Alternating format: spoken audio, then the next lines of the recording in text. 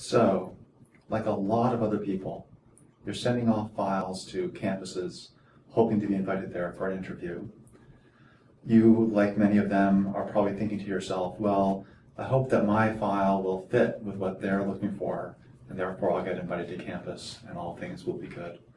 It's true that fit matters, but the way that fit matters is sort of a one-way.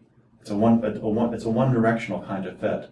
It's like the eye of Sauron looking out there over the fields, looking for the one. And it's not a fit in the sense of both of you looking for each other. It's very much a hierarchical top-down. They, or rather we, are looking for you.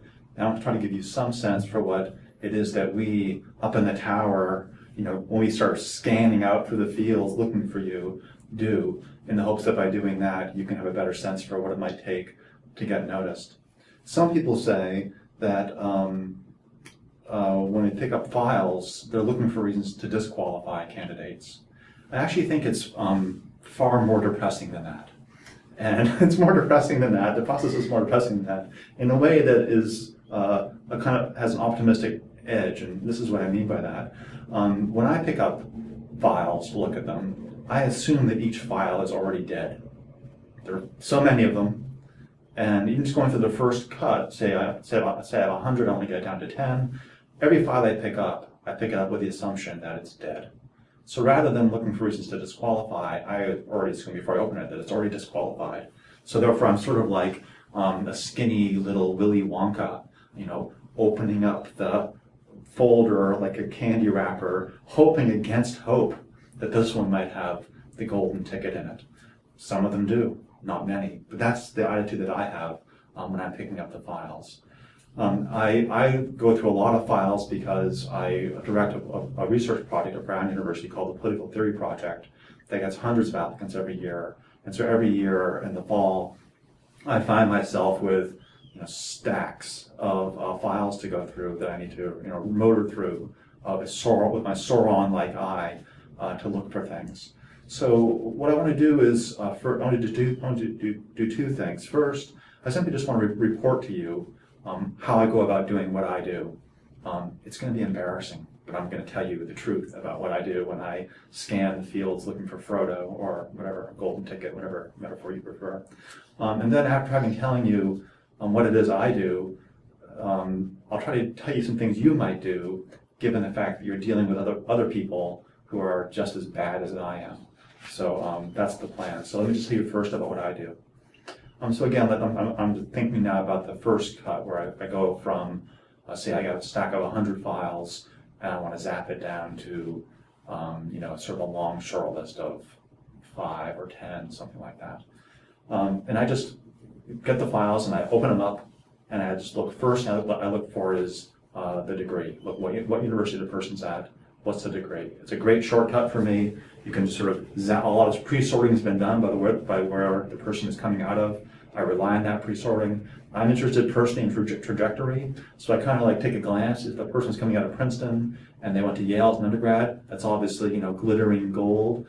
But if the person is coming out of Princeton, but they went to some, say, smaller college or a more obscure place as an undergrad, that interests me immediately because it suggests that the person hasn't just been given this gold ticket, but rather is sort of doing a trajectory thing. So I glance at their degrees, looking a little bit for trajectory.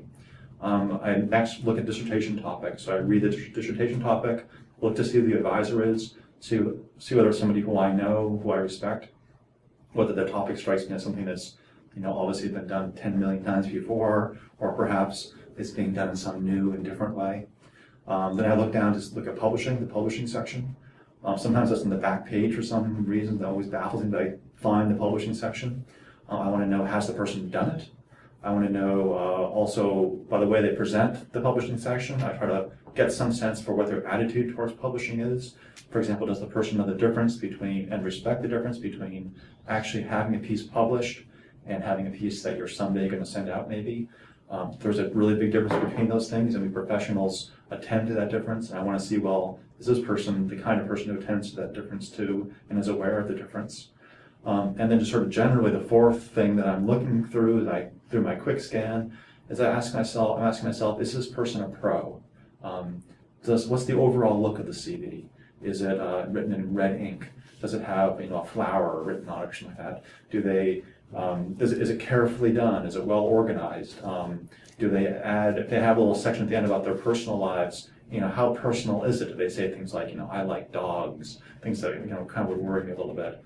So then I'm done, and I've done that. File now is chucked into the big growing file of rejected ones. It's probably taken me a minute to do that, or it's in a small file once I haven't quite decided. Maybe it has some glitter gold, or maybe it has a part of it taken in it that I can find out later on. But usually I'm done within a minute. So that's kind of the brutal fact about how much time your files will typically get in the first run through.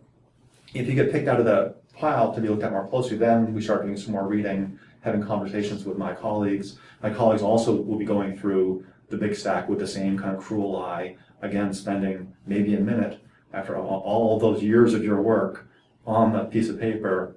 You're going to get about a minute to do what you can do. So what can you do in the face of the fact that you're dealing with gatekeepers, people like me, unfortunately? Well, for one thing, about the degree, the first thing that I say I always look at, to a certain degree, the degree just, it is what it is. If you're coming out of a top research university, congratulations, that's a great thing for you. If you're coming out of a second tier or third tier university, that's what it is. That's what the path of your life led you there, and that's what it is. You can't change that. There are some things you can do, though, especially if you start thinking about it a little bit earlier in your graduate student career. You can think about adding a little glitter to your CV by going abroad and getting a master's someplace else. If you're taking coursework at your own university in some other department, I really urge you to consider trying to get the degree for that coursework. So if you can, say you're getting a PhD in philosophy, but you're interested in economics, and you've taken 2 or 3 classes, say, or 4 classes in economics, is there a way you can sort of push through, even if it takes an extra semester, and actually get an MA in economics? So it's on your CV now, not just PhD philosophy, but also MA in economics. To say, I have a PhD in philosophy, and I took a bunch of economics classes, that's not going to, the eye is not going to see that. We're just scanning so fast, that's just not going to happen. So if you actually get the degree, that gives you a reason to have it on your CV, and that matters. The dissertation topic, it's so important that you think carefully about what that sentence or what that title is. It should be descriptive, it should be non-mind-numbing. People think that we academics are incredibly boring dweebs. We are dweebs, and well, we actually don't love boring things. Make your topic, make it professional, descriptive, but really give some care to what that topic looks like. And of course, include your supervisor's name. If you've taken exams, master's exams or MA exams along the way, consider dropping the names on your CV, the people who are on your committee. If you have an advisor of some sort, stick that person on there. Put the names of the full committee on your CV. Again, you're never going to know what name's going to ring some bell with someone. It allows you to sort of beef up that section. About publishing, it's so important to show that you're professional about it. And I would just say one thing about publishing that's sort of a large topic, but you should just be aware that when you're in graduate school, you're in a really special, it's a rare opportunity to publish things, because when you're in graduate school, you're surrounded by people who are issue spotting for you. So every graduate seminar you take, you've got a professor typically teaching things that he or she is writing about right then. That means that in the seminar, you're hearing and having posed to you the questions that, if you could answer one of them, it would probably be a publication.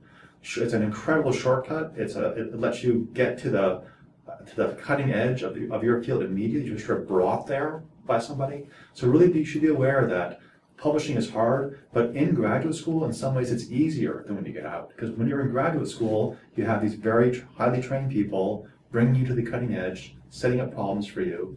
If you come up with a solution, you get a publication. About being a pro, make it look like a pro. Don't say you like dogs. Don't, you just keep the CV different from your Facebook page. Make your CV something that is highly professional, something that you clearly take seriously. The main thing I think I would say about preparing your CV and it goes to preparing you on the job market more generally. It's this. The really important question that I'm trying to answer when I look at the files is this question, who are you? What are you about? What is your level of commitment to this profession? And part of that is related to the question about who you need to be. And you need to think, I urge you to start thinking now about who it is you need to become, such that you'll be that person in 3 or 4 years that the Soronic eye will pick out as the person that they want. So the sooner you can start acting and carrying yourself like a young professor rather than a graduate student, the sooner you can start becoming a person who is thinking independently about these ideas, the sooner you can let that sort of early enthusiasm that you have for the field flower into a kind of stable and multidimensional awareness of the problems there, the sooner the better. So as you start thinking about putting together your CV and thinking about getting ready to go on the job market, be aware that becoming the person who they want to hire is the most important thing you can do. So it's not just how you look, it's not just the quick scan. Behind all that is this really important process that you can undertake to become the kind of person who should be picked, and who, once you are picked, will go to Cantos, will knock them dead, and will get the job and launch their career. Good luck to you.